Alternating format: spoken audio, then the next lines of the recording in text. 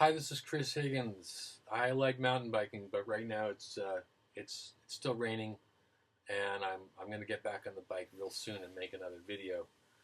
In the meantime, I wanted to talk a little bit about meditation and the brain. And if you're not interested in that, just turn it off. But I wanted to thank my 89 subscribers for tuning in and staying subscribed. It's great.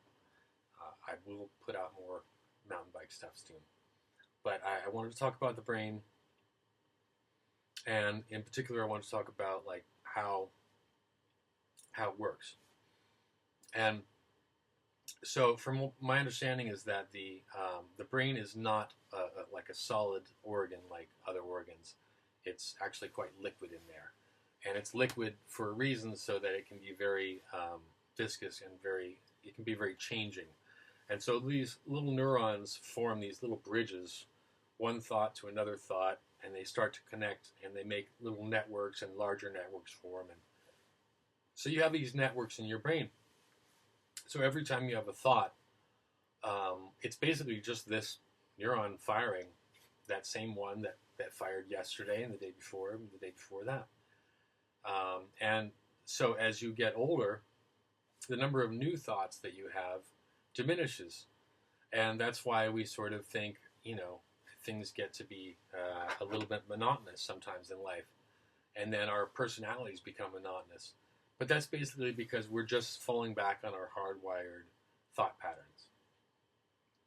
And so how do you change a thought pattern? Well, it takes about 30 days for one thought to unwire itself. So if you're able to not have that thought for 30 days, it will disappear. It will unwire itself in your brain.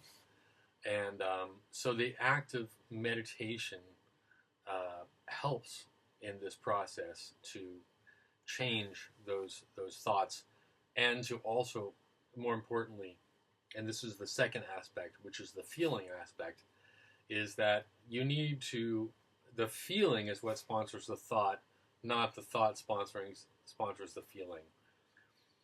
So your basic, what your heart feels, whether you feel afraid, whether you feel happy, all that is going to influence what your brain decides to access in its network of thoughts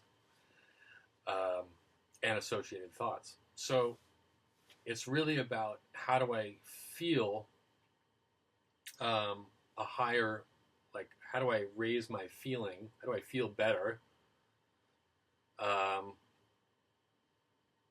when all these thoughts are confirming my feelings, and my feelings are confirming my thoughts, and vice versa?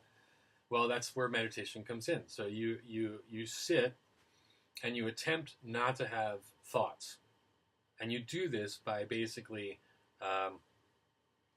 putting your attention on a part of your body, or just outside your body, around your body, or a combination of both.